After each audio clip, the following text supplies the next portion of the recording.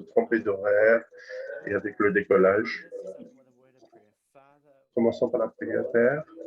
Nous t'honorons, nous te bénissons et nous te remercions pour ce temps ensemble. Et nous te demandons, Saint-Esprit, viens, ouvre nos cœurs avec ta révélation, à ta manière, avec ton amour. Et nous voulons nous remettre entièrement à toi. Au nom de Jésus. Amen.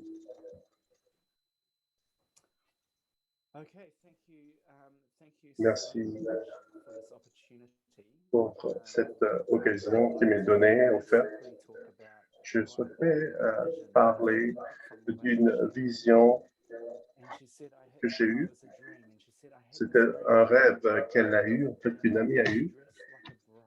Et j'étais habillé comme une épouse sur la plage de Montréal et je lançais un filet sur les îles. Et c'était la fin de son rêve. Et donc, c'est une femme habillée en épouse qui lançait donc un filet sur les îles. Et ce que je ressentais, cette vision était comme une expression qui n'était pas temporaire, pas juste pour un mois ou pour une année ou deux, mais il s'agissait de ce que le Seigneur est en train de faire. Il lance un filet sur les îles de Polynésie. Et si on devait donc décortiquer ce rêve, il nous faut savoir qui est cette épouse avant tout. Nous savons qu'en venant vers le Seigneur, nous sommes nés de nouveau en tant qu'enfants de Dieu. Nous sommes nés de nouveau en tant qu'enfants de Dieu et à ce moment-là, nous entrons en relation avec notre Père. Mais comme c'est le cas dans une relation naturelle, quand une épouse entre dans une alliance d'amour, elle se marie, elle s'engage à être engagée envers une seule personne exclusivement. Et cette jeune dame devient une épouse. Et pareil pour nous, dans le spirituel, nous devenons une épouse quand nous entrons dans cette alliance avec Jésus, alliance d'amour. Et nous le voyons dans les Écritures. On regarde Ézéchiel au chapitre 16. Ça nous parle de l'histoire d'une épouse. Le Seigneur est dit,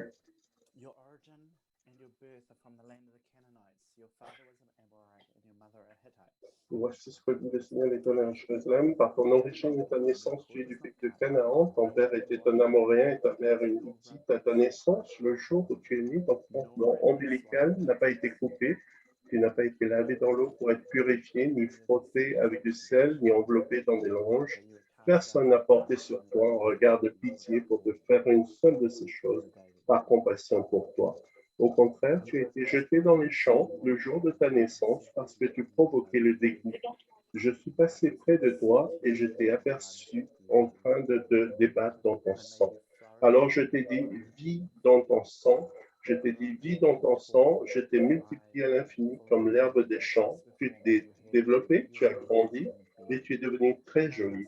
Tes seins se sont formés, tes cheveux ont poussé, mais tu restais nu, entièrement nu.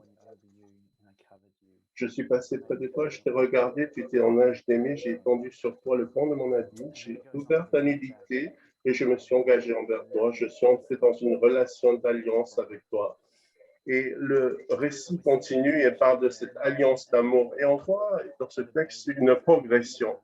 Au commencement, la personne était née en tant que bébé, puis ensuite vient un temps de maturation, de maturité où la personne est en âge d'aimer. Et elle entre dans ce temps d'aimer. Et c'est la même chose pour nous.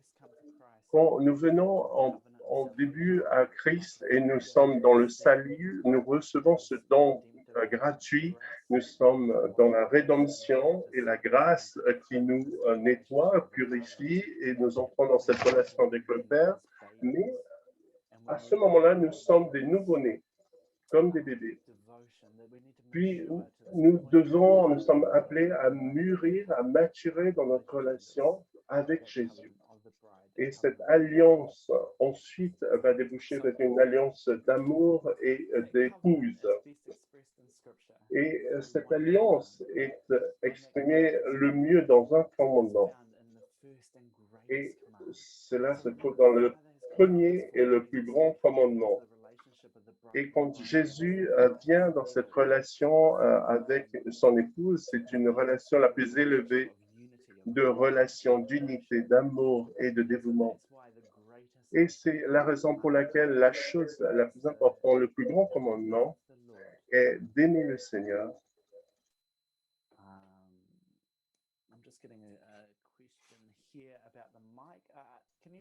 Il y a quelque chose dans le micro. Est-ce que vous entendez quelque chose qui sonne? Il y a quelque chose qui sonne mal. Est-ce que le son est bon ou pas? Ça va? Je vais essayer un nouveau micro, un autre micro, pour essayer de voir si ça s'arrange.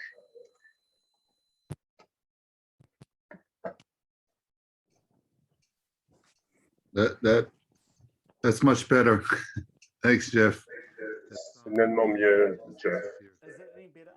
Et oui, il y a plus cette espèce de sonnerie, oui, c'est nettement mieux.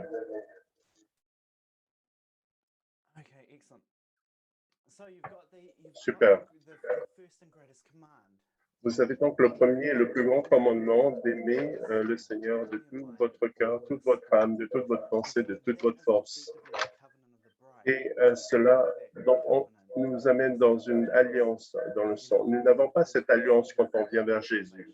Quand on entre en relation avec Jésus au tout début, on reçoit ce don, ce cadeau gratuit. Mais ensuite, on est appelé à entrer dans une alliance, à aimer Jésus de tout notre cœur, de toute notre âme, de toute notre pensée, de notre force. Et arrivé à ce point de maturité, nous pouvons honnêtement arriver à un moment où on dit, Seigneur, je t'aime de tout mon cœur, de toute ma force, de toute ma pensée. Et à ce moment-là, nous passons de l'état de simple enfant de Dieu à l'état d'épouse du Jésus. Et cette relation-là change et nous amène à un nouveau niveau. Et cela est impossible pour nous d'aimer Dieu de tout notre cœur. Il nous est complètement impossible de commander à notre cœur d'aimer quelqu'un. Et c'est le Seigneur lui-même qui, dans Deutéronome chapitre 15, verset 6, qui dit que le Seigneur va lui-même circoncire votre cœur pour que vous puissiez l'aimer complètement. Je le dis en Deutéronome chapitre 30, verset 6.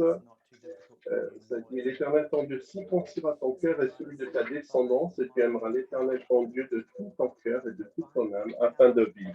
Donc, c'est par sa force, par ma force, dit le Seigneur, je vais changer ton cœur et retirer tout ce qui ne ressemble pas à de l'amour, de sorte que votre cœur sera consumé par cet amour. Et c'est cela que ça signifie d'avoir cette relation d'épouse, d'être consumé dans notre pensée, dans notre cœur, dans notre âme, et d'entrer dans cette réalité. Et nous lui donnons alors cette possibilité de faire que ce commandement devienne une réalité.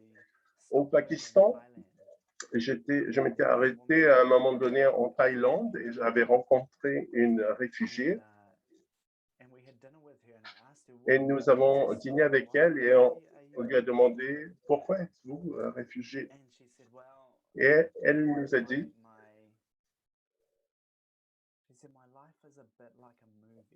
Ma vie ressemble beaucoup à un film. Quand j'avais 15 ans, j'étais marié avec un chrétien jeune. Puis ensuite, à cette année-là, ma mère mourut. Puis ensuite, 2 ans plus tard, mon père. Puis ensuite, j'ai été donc offerte pour $300 en tant que femme et épouse à un musulman. Et ils m'ont forcé à aller chez lui et ils m'ont attaché sur une chaise. à 17 ans. Et ça a été le démarrage d'une période de souffrance pour moi.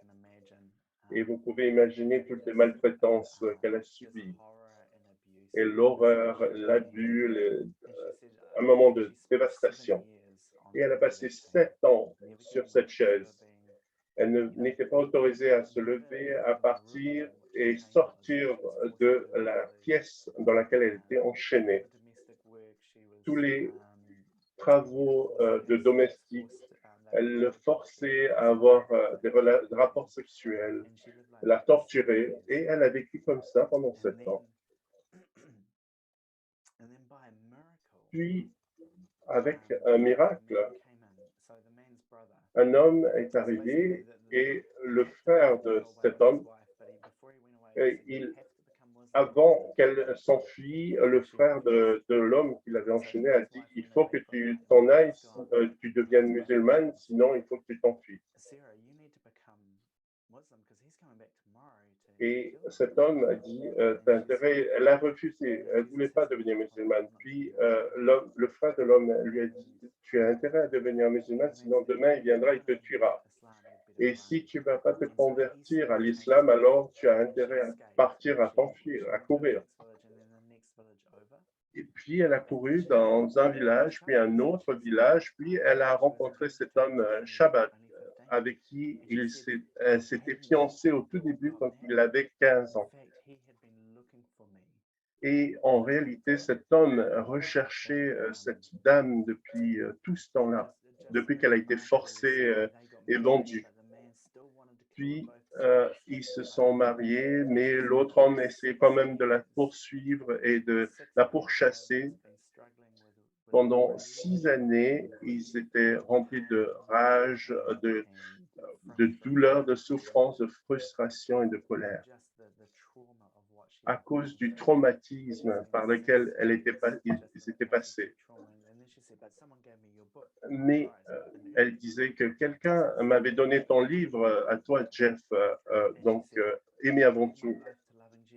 Et je disais, j'ai donné mon cœur à Jésus de tout mon cœur et il a commencé à devenir réel pour moi. Il a commencé à me nettoyer, purifier et son amour est devenu réel et je ressentais même plus de douleur le matin.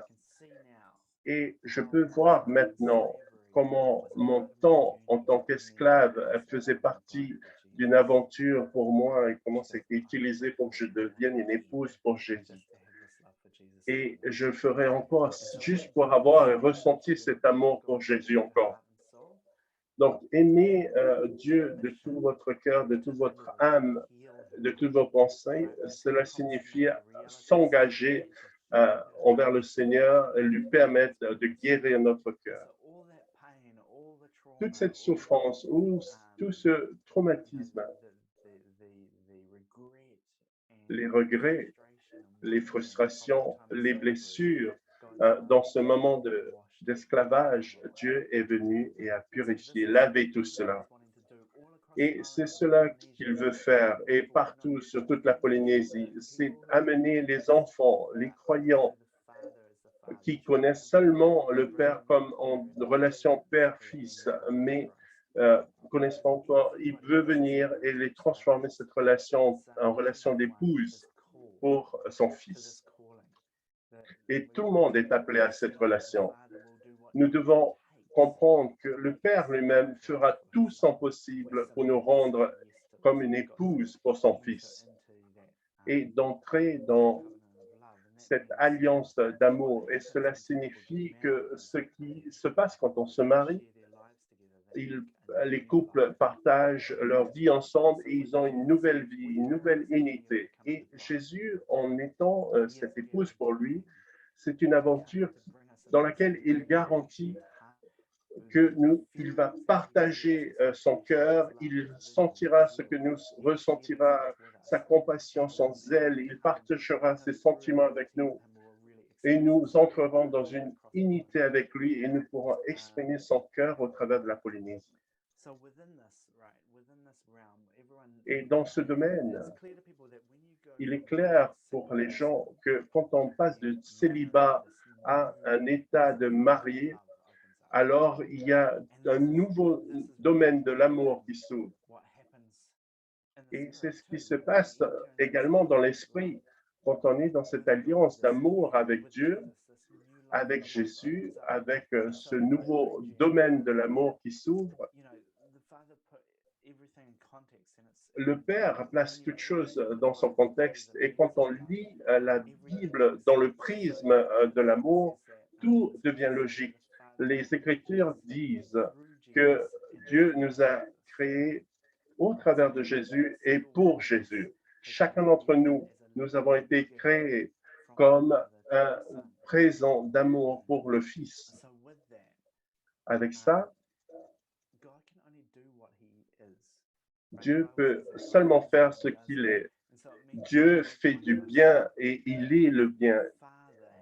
Le Père a créé chacun d'entre nous comme une expression de son amour et de sa bonté pour son Fils. Donc, partager cet amour du Père pour Jésus, c'est comme imaginez l'amour du Père pour son Fils. Imaginez cet amour. Comment décririez-vous cet amour? Dans Jean chapitre 17, verset 26, il est écrit qu'avant même la fondation du monde, que le Père aimait le Fils.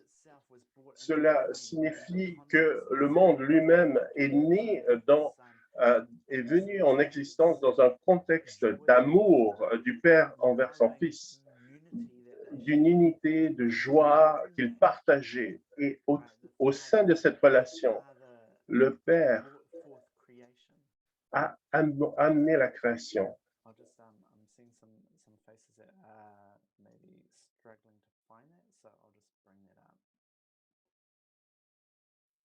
Okay, yeah, so it says, Father, I desire that they also, whom you have given me, may be with me where I am. Donc, Père, je te donne mon... Le monde ne t'a pas connu, mais moi je t'ai connu, ils se sont reconnus que tu m'as envoyé, je leur ai fait connaître ton nom, je leur ferai connaître encore, afin que l'amour dont tu m'as aimé soit en eux et que moi je sois en eux. Et Jean 17, 26, c'est les dernières paroles de Jésus avant d'aller sur la croix. Imaginez que vous êtes sur le point de mourir et sur ton chevet, ton lit de mort, et là il prie pour les personnes, il prie pour vos enfants, vous avez 1 minute qui vous reste à vivre pour prier pour votre épouse, pour vos enfants. Quelle serait votre prière? Imaginez-la. Ce ne sera pas dans un état de travail ou d'une prière juste pour prier avec des mots, mais vous allez certainement prier avec de tout votre cœur, avec toute l'intensité de votre passion, de votre amour. Et c'est exactement ce qui se passe ici dans Jean 17, verset 26. Jésus a prié dans ses dernières paroles ce qui était le plus important sur son cœur. Et il disait, Père, je t'ai fait connaître, j'ai fait connaître ton nom. Et je voudrais que je leur ferai connaître encore afin que l'amour dont tu m'as aimé soit en eux et que moi je sois en eux. Ce que Jésus est en train de dire ici, que l'objectif de la création était de nous remplir de l'amour du Père pour son Fils Jésus. Et que nous soyons donc, que cet amour puisse vivre au sein de nous, en nous, et puisse être consumé, nous consumer et couler, se répandre vers Jésus. C'est pour ça qu'il utilise cette image d'une épouse et d'un époux. C'est pour nous amener dans cet état d'unité.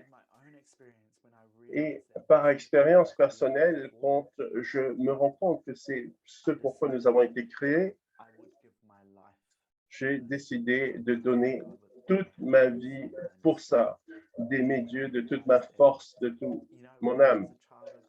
En tant qu'enfant de Dieu, je n'étais pas une épouse de Dieu. Je n'étais pas dévoué à aimer Dieu de tout mon cœur.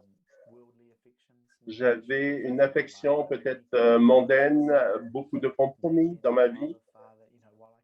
Cela veut dire que je pouvais bien sûr comprendre qu'il y avait l'amour du Père, mais je n'étais pas mature suffisamment pour comprendre cet état d'amour d'épouse. Mais aussitôt que j'ai décidé d'aimer le Seigneur de tout mon cœur, de toute ma force, de toutes mes pensées, alors il m'a amené dans cette aventure nouvelle. Et ce que cela signifie également, en partie, c'est de poursuivre toute cette vie avec Dieu. Et je veux, Seigneur, que tu exposes toutes les choses qui ne sont pas de l'amour, qui sont dans mon cœur. Et une des choses qu'il a faites, c'est de me permettre de voir au travers d'une vision, de voir l'épouse de Christ au travers de ses yeux. Je m'attendais au Seigneur dans cette vision ce jour-là et je voyais une dame, une épouse, et je voyais regarder dans ses yeux, je pouvais voir toute son âme. Il y avait tout, il n'y avait rien sauf l'amour. Et c'était la chose la plus pure, la passion, la dévouée, un amour dévoué. Et en regardant ses yeux au travers, je voyais comme des vagues m'inonder, vagues d'amour. Ces vagues venaient et me nettoyaient, déferlaient sur moi et me nettoyaient complètement, me purifiaient. Et en un instant, j'étais à la fois rempli et en même temps vidé. Et je disais, Dieu, c'était une des expériences les plus incroyables que j'ai vécues. Je ne me rendais pas compte à ce moment-là, mais j'étais en train de poursuivre ce domaine de l'épouse. Et cette chambre de mariage, des noces, et je me rendais compte que je me mariais à Jésus. Et c'était comme une fleur, peut-être un peu plus grande qu'une... j'oubliais, une fleur.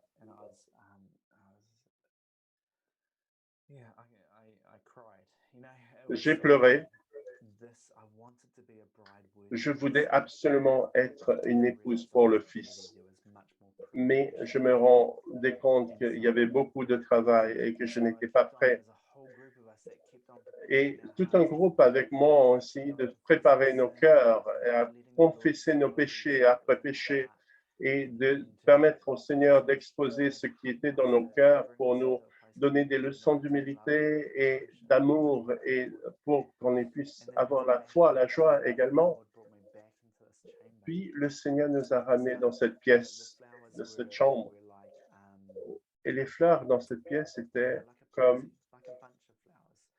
un bouquet de fleurs. Et mon cœur devenait meilleur, plus préparé, plus disposé. Et les mois passaient et je revenais dans cette chambre.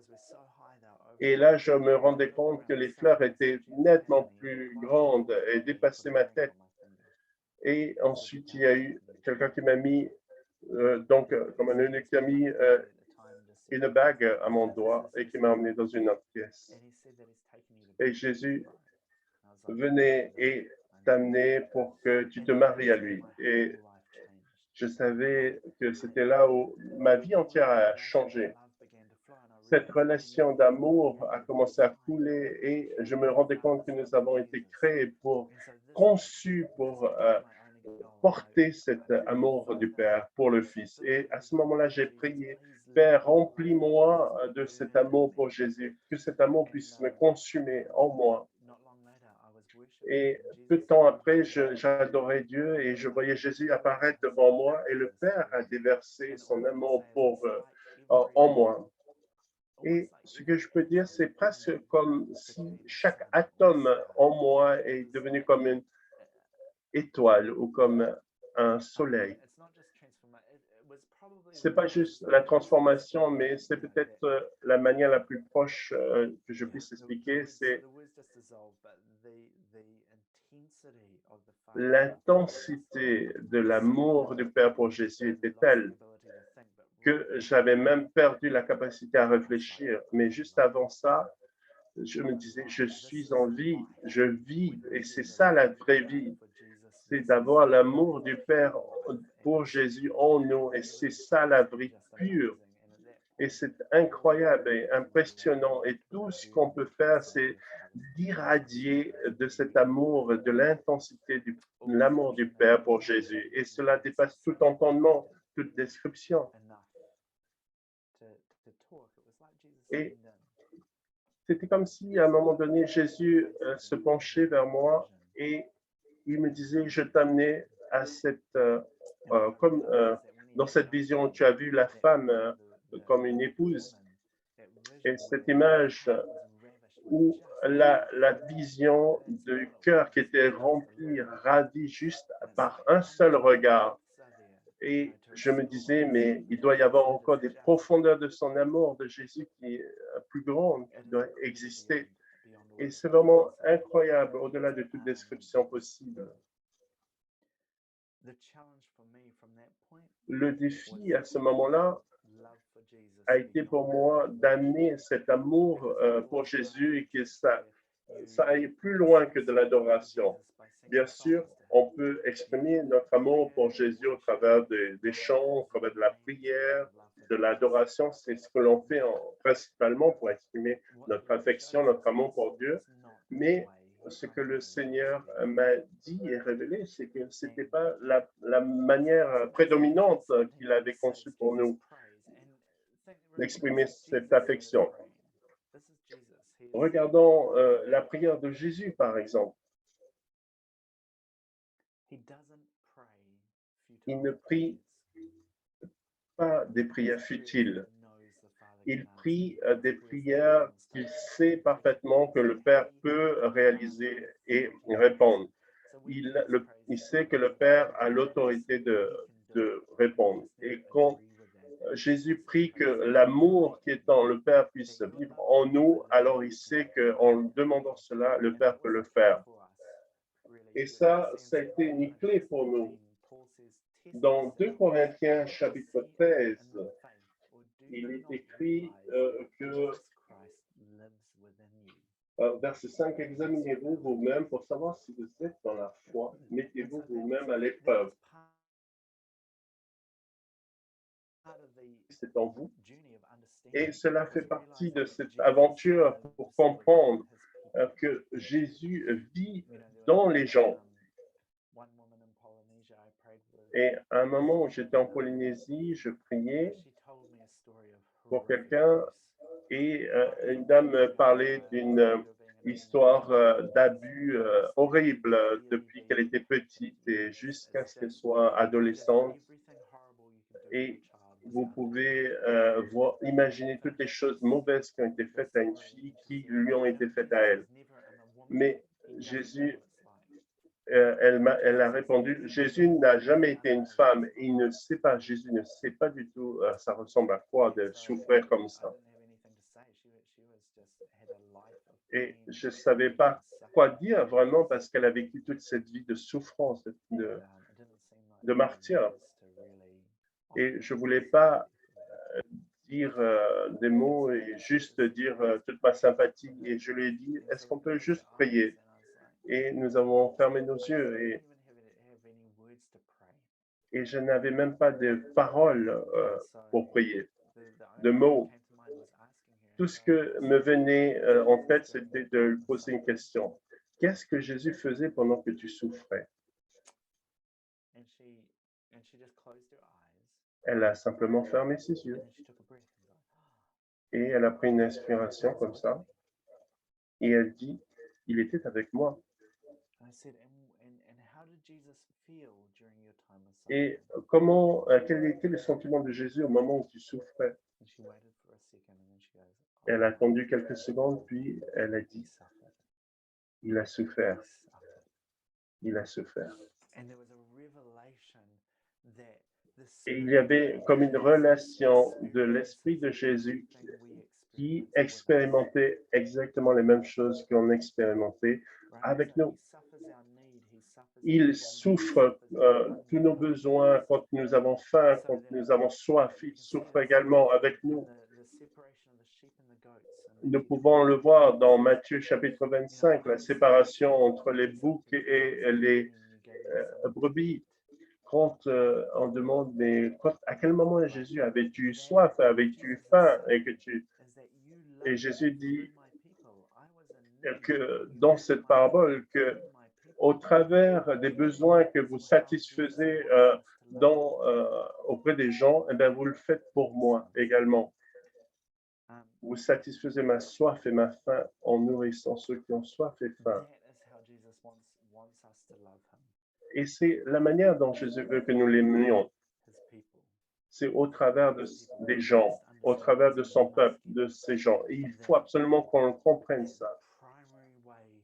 Que la manière principale d'aimer Jésus, c'est au travers des relations et d'aimer les autres. Et ça doit donc au travers des paroles, mais aussi des actes. Donc, on peut l'aimer en parlant de cœur à cœur.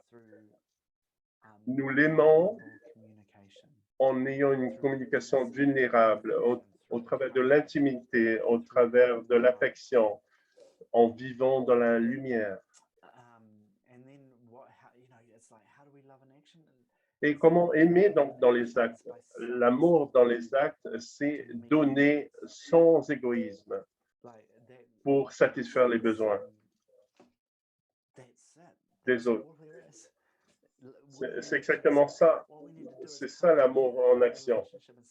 Nous entrons dans des relations, avec les uns, avec les autres, nous avons des conversations de cœur à cœur et nous essayons de satisfaire les besoins des uns et des autres. Cela suppose donc de donner ce que nous avons pour satisfaire les besoins des autres.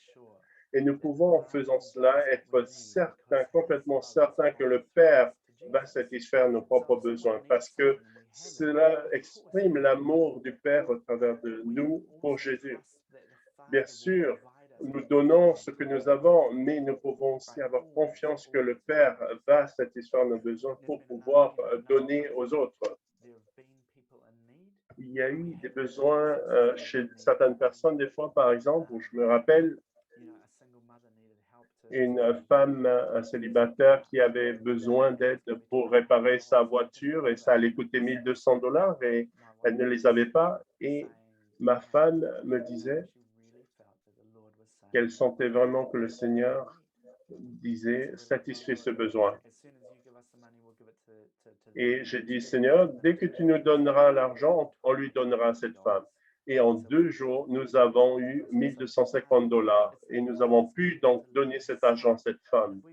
Et cet amour du Père pour Jésus qui vient en nous, et si nous aimons, manifestons cet amour, il va toujours pourvoir, il va toujours donner un moyen pour nous aimer.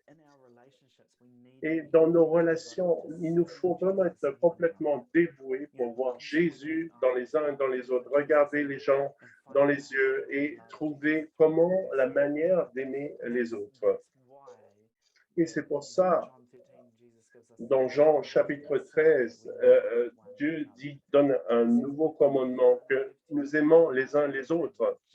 C'est de même que je vous ai aimé, comme je vous ai aimé, alors aimez-vous les uns les autres, de sorte que tous puissent savoir, reconnaître que vous êtes mes disciples. Comment ils peuvent reconnaître? À cause de cet amour pour les uns et pour les autres. Et c'est là le nouveau commandement. Et c'est pour ça qu'il a donné ce nouveau commandement. Vous m'aimez en aimant les autres, au travers des autres. Si notre objectif est d'aimer Jésus avec l'amour du Père, alors nous devons nous concentrer sur la création d'un environnement autour de nous qui permet à l'amour de se répandre pour les uns et les autres. Dans les églises, on se concentre souvent sur le culte du dimanche, mais plus on sera dans un petit groupe, alors nous pourrons aimer davantage les uns les autres. Parce que si on est dans une grosse église avec beaucoup de gens, c'est difficile d'aimer. Il n'y a pas autant d'intimité, de possibilité d'aimer. Ce n'est pas que les grands groupes, c'est quelque chose de mauvais, mais c'est plutôt de dire que c'est là où l'amour n'est pas forcément dans son état le plus fort. Alors que dans les petits groupes, on est plus vulnérable, on a plus d'intimité et l'amour peut se manifester davantage. Et donc, l'amour de l'épouse est davantage dans ces petits groupes qui sont dédiés et dévoués, engagés à aimer les uns les autres. C'est bien d'avoir des grands groupes, mais aimer Jésus au travers de ses peuples, de son peuple, pardon, de ces gens, c'est le moment le plus fort de l'exprimer, c'est au travers des petits groupes. Et tout le monde, tous avons été créés pour cet amour. Nous avons été créés biologiquement pour aimer et donc d'avoir cet amour pour les autres. Quand ils nous voient et que nous aimons les uns les autres, alors ils verront seulement, ce sera à ce moment-là qu'ils sauront que nous sommes des disciples et ils seront attirés par cet amour. Et c'est ce filet dont je vous parlais au début qui est lancé sur le peuple de Polynésie au travers de ces petits groupes qui viennent se réunissent en petits comités pour prier, pour bénir et les uns les autres. Et alors que ce filet se répand sur toutes les îles de Polynésie, alors seulement y aura-t-il une grande moisson. Et ils seront enthousiastes de ressentir cet amour, cette joie, de faire partie et être en relation, entremêlés dans cette relation d'amour. Pour ceux qui écoutent, et donc, si votre cœur est vraiment de vouloir entrer dans cette aventure, de devenir cette épouse de Jésus, alors comme cela commence par une alliance. Le premier commandement, c'est cette alliance. Et de dire, Jésus, si c'est possible, fais en sorte que je puisse t'aimer de tout mon cœur, de toute ma pensée, de toute ma force, de toute mon âme.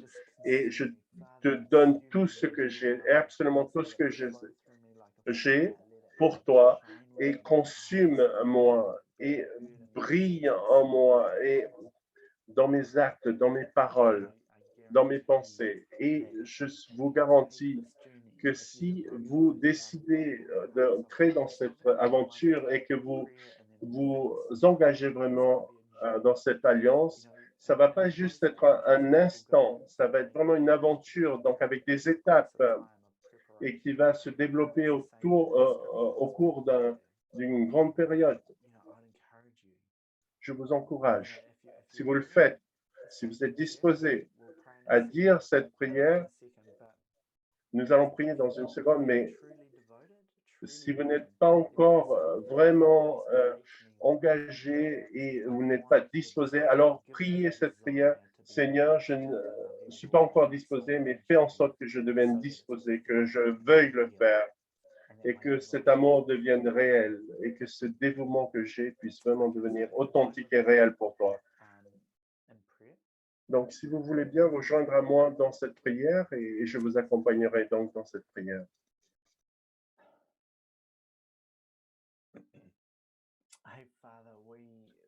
Père, Seigneur, nous t'aimons et nous te remercions parce que tu nous as créés comme des présents vivants pour Jésus, de ton amour pour Jésus. Et cela peut être difficile des fois à comprendre, mais nous voulons que tu nous fasses ce message, qu'il devienne une réalité et que cet amour pour Jésus puisse exploser dans chaque partie, chaque membre de nos corps, de notre être. Nous soyons remplis de la vie la plus incroyable, la plus changeante, la plus transformante, celle qui donne la vie. Et quand nous allons ouvrir nos yeux, nous pourrons voir Jésus, reconnaître Jésus dans les gens. Et nous voulons, Seigneur, nous repentir pour tous les murailles que nous avons dressées dans nos relations avec les uns et les autres, les moments où nous avons choisi l'égoïsme au lieu de l'amour, ou si nous avons mis nos propres intérêts avant ceux des autres. Nous te demandons de nous purifier et de nous pardonner pour tous nos manquements et nos péchés et notre égoïsme, pour que tu puisses nous transformer avec ton amour. afin que chaque personne que nous allons rencontrer soit pour nous une occasion de démontrer ton amour pour eux. Et nous faisons confiance, Seigneur, que tu vas garder ta promesse et que tu ne peux pas briser ta promesse. Nous te le demandons au nom incroyable de ton Fils Jésus. Cette vaisselle d'amour pour lui. Amen.